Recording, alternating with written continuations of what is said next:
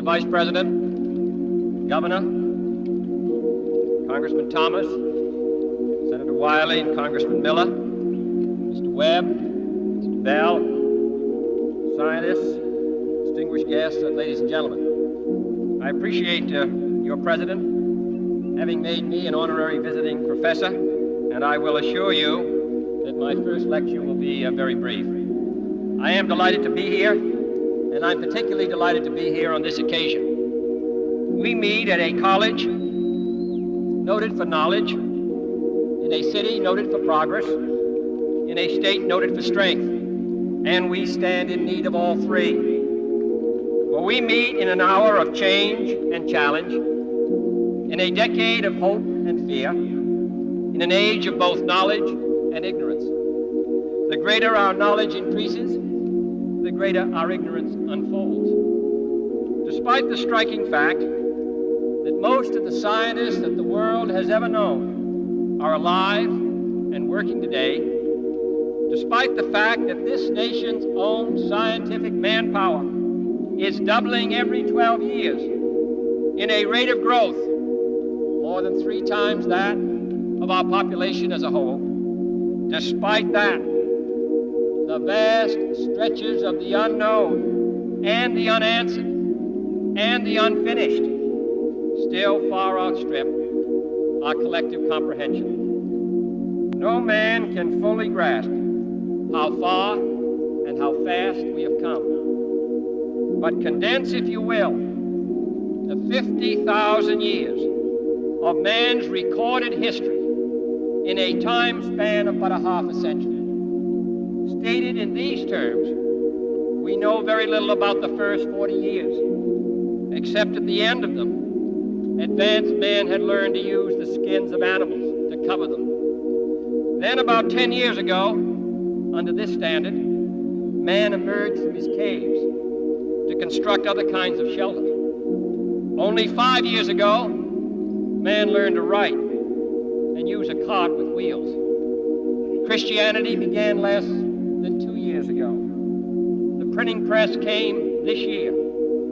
And then less than 2 months ago, during this whole 50-year span of human history, the steam engine provided a new source of power. Newton explored the meaning of gravity. Last month, electric lights and telephones and automobiles and airplanes became available. Only last week did we develop penicillin and television and nuclear power. And now, if America's new spacecraft succeeds in reaching Venus, we will have literally reached the stars before midnight tonight. This is a breathtaking pace, and such a pace cannot help but create new ills as it dispels old. New ignorance, new problems, new dangers. Surely the opening vistas of space promise high costs and hardships, as well as high reward.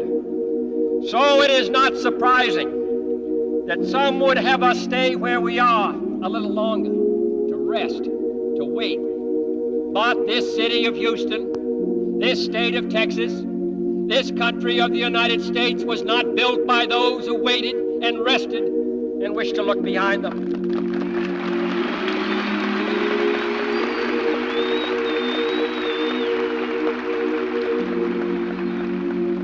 This country was conquered by those who move forward, and so will space.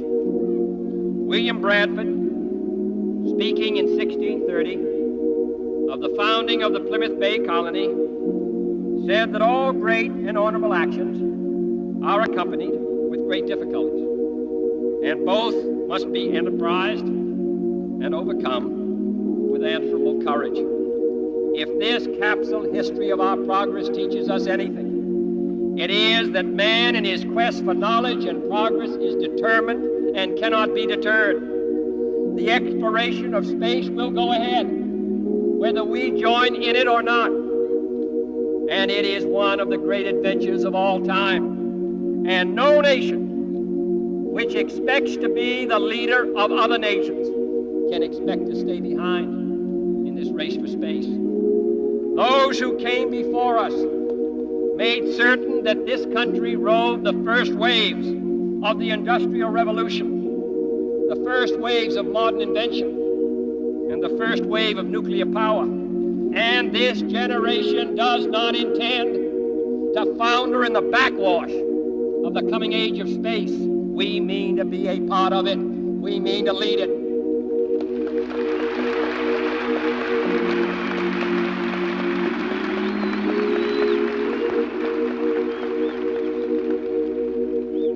For the eyes of the world now look into space, to the moon and to the planets beyond. And we have vowed that we shall not see it governed by a hostile flag of conquest, but by a banner of freedom and peace. We have vowed that we shall not see space filled with weapons of mass destruction, but with instruments of knowledge and understanding. Yet the vows of this nation can only be fulfilled if we in this nation are first, and therefore we intend to be first.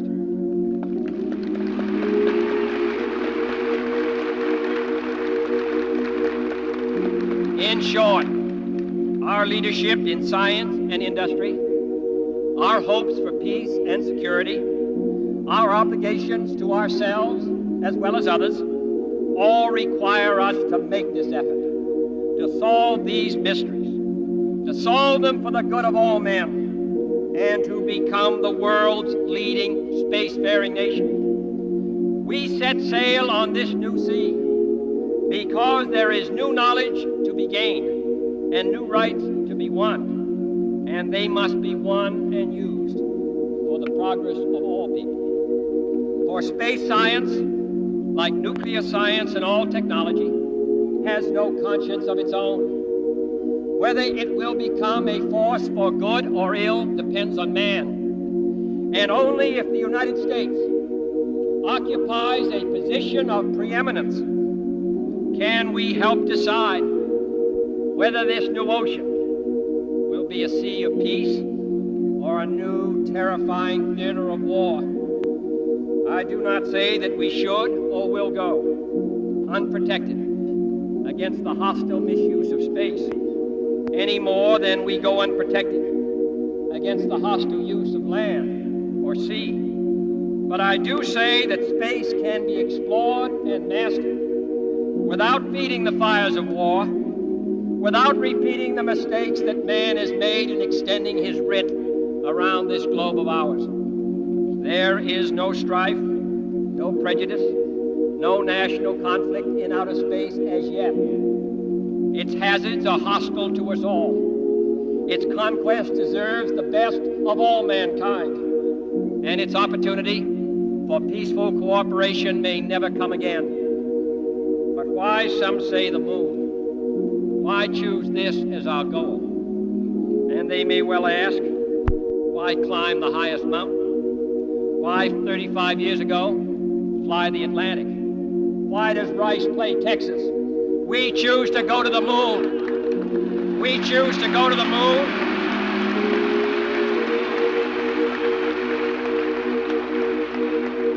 We choose to go to the moon in this decade and do the other things, not because they are easy, but because they are hard. Because that goal will serve to organize and measure the best of our energies and skills. Because that challenge is one that we're willing to accept, one we are unwilling to postpone, and one we intend to win, and the others too.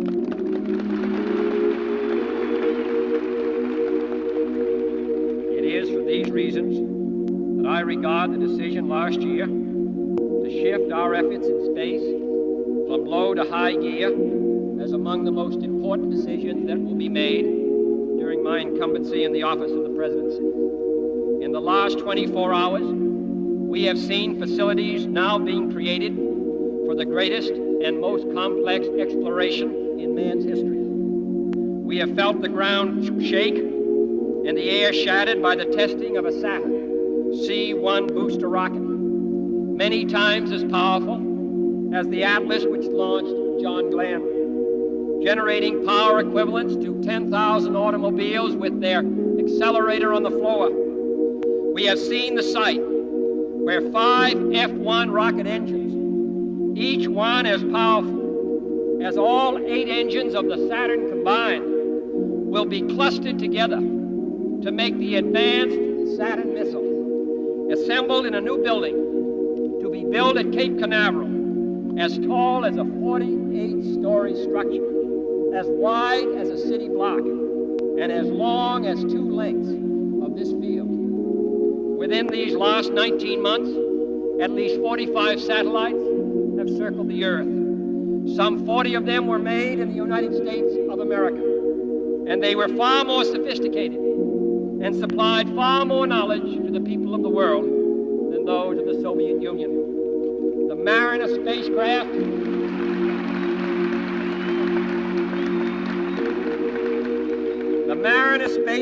now on its way to Venus is the most intricate instrument in the history of space science. The accuracy of that shot is comparable to firing a missile from Cape Canaveral and dropping it in this stadium between the 40-yard lines. Transit satellites are helping our ships at sea to steer a safer course. Tireless satellites have given us unprecedented warnings of hurricanes and storms, and will do the same for forest fires and icebergs. We have had our failures, but so have others, even if they do not admit them, and they may be less public. To be sure,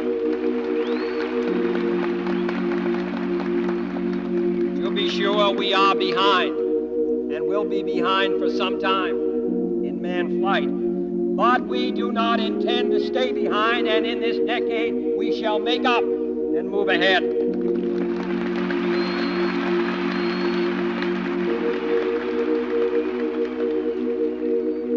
The growth of our science and education will be enriched by new knowledge of our universe and environment, by new techniques of learning and mapping and observation, by new tools and computers for industry, medicine, the home, as well as the school. Technical institutions such as Rice will reap the harvest of these gains.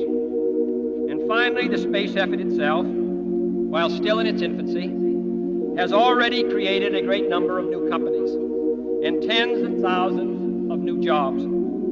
Space and related industries are generating new demands in investment and skilled personnel, and this city and this state and this region will share greatly in this growth. What was once the furthest outpost on the old frontier of the West will be the furthest outpost on the new frontier of science and space. Houston,